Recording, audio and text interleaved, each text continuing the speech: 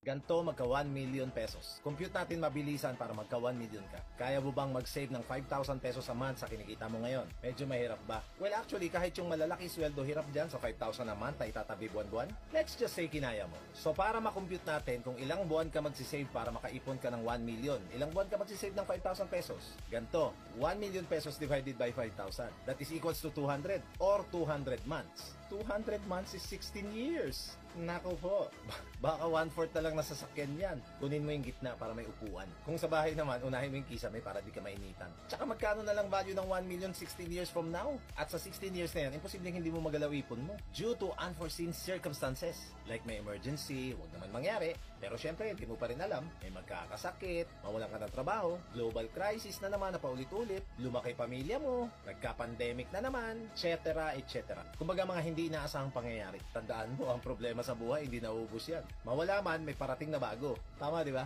Kung hirap sa 5,000, gawin natin 2,500 a month. Ang itatabi mo sa kinikita mo. Pag kinumpit mo yan, that is 33 years para magkaroon ka ng 1 million pesos. Agoy! Kaya pansin mo, ang pangarap ng tao na nanatiling pangarap na lang hanggang sa pagtanda. Lalo na kung 1K a month lang ang kayang itabi. 1,000 buwan-buwan. Aabutin ka ng umaatikabong 83 years bago ka magka 1 million. Saklap, di ba? Idagdag mo, i-plus mo yung edad mo ngayon.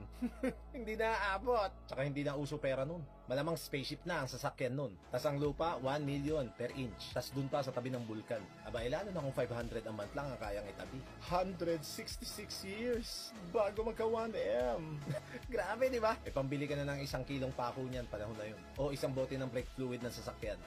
Kaya nga, kailangan mo to. Huwag mong tipirin ng financial knowledge. Huwag kang matulad sa iba na alakas gumasto sa lifestyle, pero tinitipid naman ang financial literacy. Ang kaalaman paano i-handle ang pera ay importante, lalo na sa panahon ngayon. Yung pagkita ng pera kasi alam mo na eh. Ang kailangan mo na lang matutunan ngayon ay money management. Huwag kang matulad sa iba, yung mga ayaw magpaturo. Ma-pride. Alam mo yun, yung kahit alam niya sa sarili niya na kailangan niyang matutunan, ayaw pa rin aminin. This is one of the best investments sa buhay mo. Actually, napakamura para sa kapalit na aral. Mga tips and strategies nandito.